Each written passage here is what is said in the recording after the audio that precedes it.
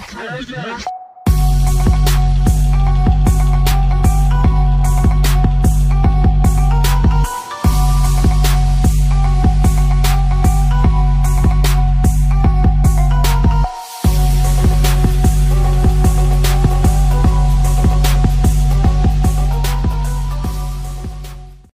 back to the Central Boys. Back lagi bersama Q dan Feral K.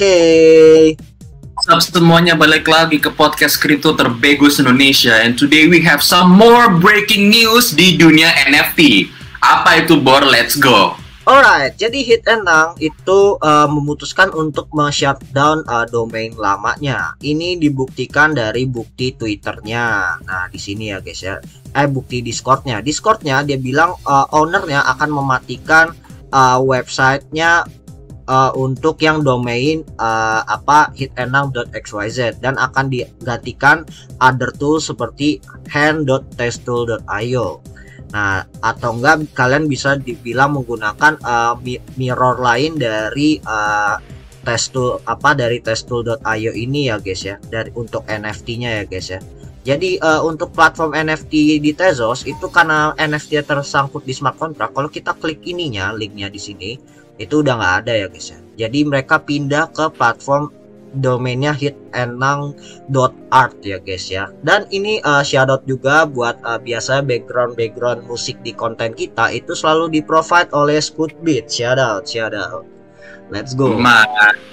Dan kalau kalian misalnya hitenang.art cuma ganti domain doang, takutnya bakal ngedown lagi bang. Nah, jangan khawatir, kalian juga ada solusi lainnya, yaitu object.com, tulisannya objkt.com kayak gini. Dan ini juga sama dari Scootbeat juga, ini terdata di kontraknya langsung ya guys ya, kayak gitu guys. Alright. Dan ini diungkapkan sama Kevin Merabi tadi Twitter Space-nya nih dari jam 6 pagi. Bayangin guys ya, dari jam 6 pagi sampai jam 4 sore ya. Itu gokil banget sih guys. Jadi Kevin Merabi ini salah satu core dev team dari beberapa di apps di Tezos, dan dia juga early developer di ekosistem Tezos itu sendiri. Dia juga turun tangan langsung membuat Twitter Space ini untuk membantu orang-orang supaya tetap bisa bertahan minting NFT di ekosistem Tezos dengan aman, meskipun dengan ada downnya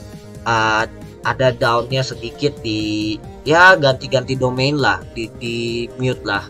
Mungkin ini ada faktor tertentu ya, dan faktor tertentunya ini so far menurut space-nya itu yang tadi gue ikutin tadi pagi itu karena banyaknya bermasalah di token dia punya ini ya, governance-nya nih ya, HDAO governance. Lagi-lagi karena governance token platform NFT. Kasusnya agak-agak mirip dengan DaVinci kemarin. Coba beda, kalau DaVinci ini benar-benar dibakar founder ya. Kalau ini karena tokennya memang bermasalah dari segi smart contract-nya. Kita bisa langsung aja buka di sini HDAO. Itu ada Twitternya kalau kalian lihat di sini. Nah, ini kalau kalian lihat itu belum benar-benar diupdate Twitternya, tapi kalau menurut Space-nya tadi fungsi token HDAO-nya ini bakal dirubah total kemungkinan besar. Tujuannya apa? Supaya NFT yang kalian minting itu juga bisa memberikan value untuk si tokennya ini, kayak gitu guys. Mungkin dia ada perubahan fitur ya, Feral ya? Yeah, I guess so.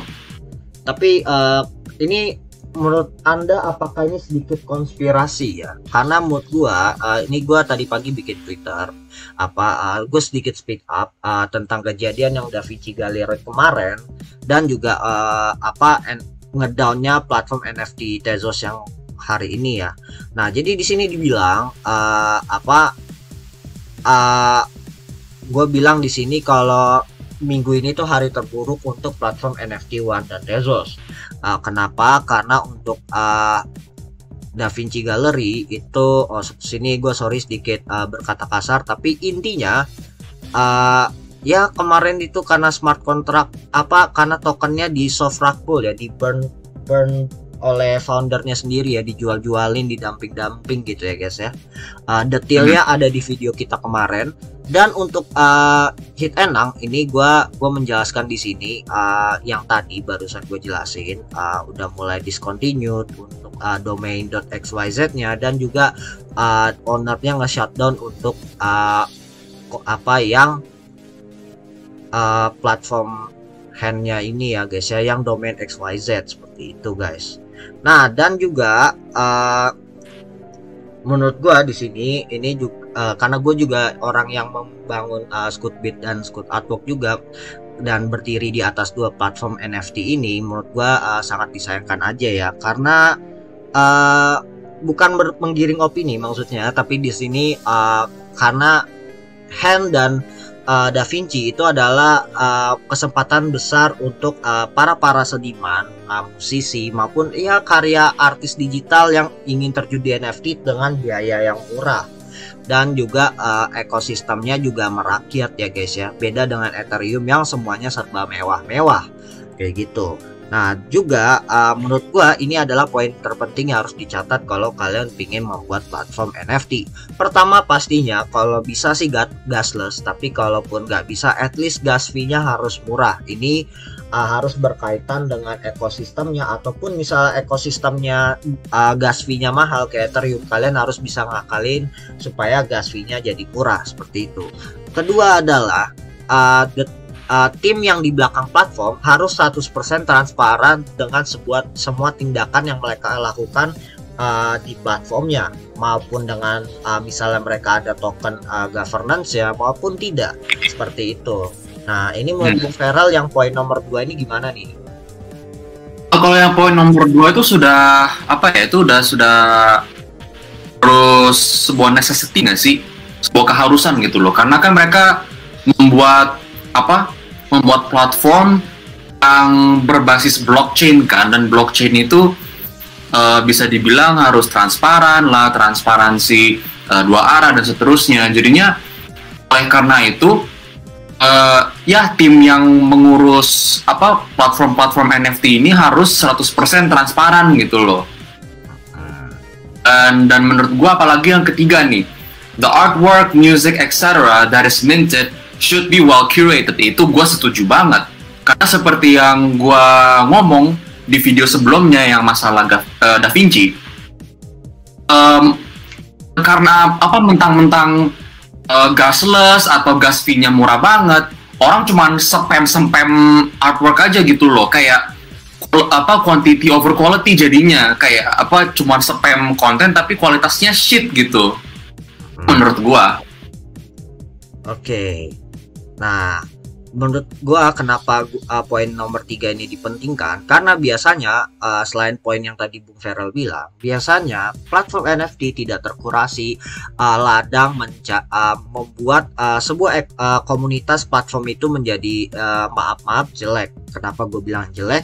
Karena mentalnya cuma pingin cuan cepet, padahal karya pun juga harus ada nilainya supaya kita bisa worth it untuk dibeli nggak, worth it untuk di resell nggak, gitu guys. Dan terakhir di sini poin-poinnya yang gue jelasin, di setiap platform NFT nggak apapun itu smart contractnya, kalian harus make sure komunitasnya jangan ngebully NFT artis yang masih kecil, yang dimana mereka untuk bayar gas fee yang kecil aja itu susah banget gitu ya. Kenapa? Karena mereka tidak semua punya background ekonomi yang cukup untuk terjun di kripto awal-awal. Apalagi dengan kondisi kripto saat ini yang menurut gua sudah agak sedikit ke mainstream, dimana market cap-nya udah lumayan gede ya, totalnya sekitar 3 triliun ya Pak ya. Yes. Oke. Dan di sini ada catatan, ini buat Harmony dulu. Menurut gua sebenarnya di sini di apps yang harus launching di Harmony itu lain kali harus benar-benar diaudit dulu dari segi community-nya ataupun dari founder Harmony itu sendiri secara reguler, dan kalau bisa di report ke komunitasnya dengan baik. Jadi kasus seperti Da Vinci token ini yang quote on quote allegation atau ya bisa bilang soft rug ya, didam banyak-banyakan secara perlahan itu mulai berkurang, dan gue berharap Steven Selichang dan Sahil Dewan bisa mendengar opini gue ini ya guys ya. Nah, dan untuk Tezos, untuk yang kasus NFT di Tezos It Enang ini, menurut gua mereka reach outnya langsung sangat responsif. Gua suka meskipun problemnya juga lumayan karena tiba-tiba ownernya main shutdown domain dan tiba-tiba mengganti domain baru ya. Itu aneh banget sih guys ya. Nah, dan ini menurut gua lain kali mungkin responnya harus bisa lebih cepat dari masalahnya. Jadi kalau bisa mencegah daripada mengobati kayak gitu ya guys ya. Oke. Sedikit update buat dari DaVinci kemarin. Ternyata token Vinci yang kemarin tuh masih di dump terus ya guys ya. Kurang lebih sih gitu ya. Dan ini menurut gua masalah banget sih. Kayaknya mungkin lama-lama platform NFT-nya bakal tutup. Dan by the way, gua tuh di-kick dari Telegram dan Discord-nya DaVinci. Mungkin karena gua habis speak up tentang mereka ngerakul ya. Ya maaf sedikit emosi karena gua juga yang nge-launching Scootbit di awal-awal dan gua dapat invitation awalnya di DaVinci. Kurang lebih seperti itu guys. Alright. Jadi by the way, sebelum kita kelarin, ini ada trending topik yang menarik mengenai kripto itu haram di Indo. Nah, menurut gua sebenarnya karena gua bukan pemuka agama, gua juga tidak bisa speak up lebih banyak. Tapi ada satu hal yang mungkin bisa gua tarik poin sedikit. Mungkin semoga bapak-bapak MUI di sana bisa pertimbangkan. Kenapa? Karena untuk cryptocurrency sendiri itu adalah dikhususkan untuk dunia virtual, di mana dunia virtual itu adalah internet. Dan di mana internet itu bukan sesuatu yang bisa kita pegang, tapi hanya bisa kita lihat, kita akses lewat ya laptop kita ataupun handphone kita, dan dimana semua kegiatan yang kita akses di dalam internet itu butuh satu currency baru yang dimana bisa memudahkan kita untuk bertransaksi seperti itu. Bahkan rupiah pun sudah mulai didigitalkan seperti itu ya guys ya. Nah, dan mungkin ada hal yang gua akan memberikan satu contoh aja sih. Mungkin contoh kita buka tzkt.io. Ini kita pakai contoh ekosistem Tezos aja ya. Nah, untuk blockchain untuk mencari alamat blockchain, memang terkadang itu namanya tidak semua terlihat. Itu mungkin memberikan bapak-bapak di sana menjadi spekulatif, merasa kayak oh kepemilikannya tidak bisa terasa dan terlihat secara langsung. Ini menurut opini dari saya. Contohnya akun ini. Nah, akun ini tuh nggak ada namanya ya guys ya, dan walletnya dikit nih. Ini contoh wallet ya, kayak gitu guys. Nah, ini kalau di tzkt.io, kalau address wallet kita belum didaftarkan dengan identitas resmi, maka addressnya akan seperti ini. Berbeda dengan musik kolektif punya gua, yaitu Scootbit, dimana identitasnya sudah gua daftarkan, linknya, email, Twitter, Facebook, dan Instagramnya sudah didaftarkan. Jadi identitasnya lebih pasti. Dan kalau kalian melacak misalnya ada masalah dengan akun dengan nama yang beridentitas, itu mungkin jadi lebih aman. Mungkin kedepannya kripto supaya lebih halal, mungkin masyarakatnya diwajibkan meregiskan data pribadinya di blockchain explorernya ya. Jadi ketahuan tuh, bisa dibilang ada KYC-nya gitu ya, in a way. Ya, tapi bukan mendaftarkan biodata diri dalam arti oh langsung taruh KTP, enggak juga sih. Maksudnya ya taruh aja profil sosmed dan lain-lain sebagainya. Sosmed dan sebagainya, data-data yang ada di internet kan ya. Nggak harus kayak personal identitas gitu loh. Nah, betul. Terus nanti kalau misalnya tapi kan sama aja kalau identitas bisa dipalsu, tapi IP tidak bisa dibohongi Pak, gitu ya. Benar. Jadi IP internetnya bisa di trace juga kalau misalnya dia pakai identitas palsu. Misalnya kalau Scootbit kita buka Instagramnya, kan IP-nya pasti Instagram Indonesia dong guys, gitu dong. Iya. Ya, ini gue sedikit speak up dikit karena menurut gue kripto itu teknologi yang membantu banyak orang banget, terutama buat orang-orang yang ya bisa dibilang konten kreator juga, untuk terutama NFT-nya karena gue terjun di NFT. Terus mungkin juga orang yang pingin tabungannya terhindar dari masalah, itu pun juga termasuk ya guys ya. Dan topik ini tuh bener-bener jadi ke-up banget di Indo ya kalau kita lihat. Nah, tapi overall itu aja dari gua. Make sure like, comment, dan subscribe.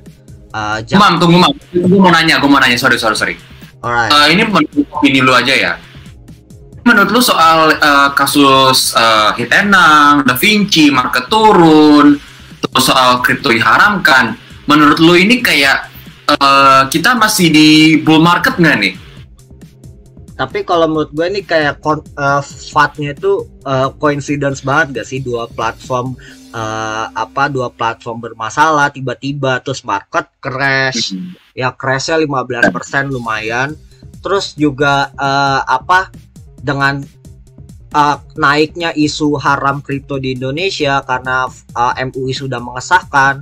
Dan menurut gua mungkin ini akan menyulitkan project-project kripto yang dibangun oleh anak lokal ya. Menurut gua sih begitu ya. Karena pastinya bakal akan ada benturan keras dari dalam negeri ya. Meskipun didukung di luar negeri ya, kasusnya mungkin ibarat kayak mobil SMK ya. Mobil SMK dibangun dilihat, oh udah digembar-gemborin, udah ada orang luar negeri yang mendukung, tiba-tiba di take down di dalam negeri sendiri ya guys ya. Iya, bisa jadi gitu. Menurut gua ini masih FAT nggak sih? Ini masih FAT nggak sih menurut lo? Atau udah bener-bener wah bakal turun gitu loh? Kalau menurut gua sih, gua ini opini pribadi, jangan dijadikan acuan investasi. Kalau menurut gua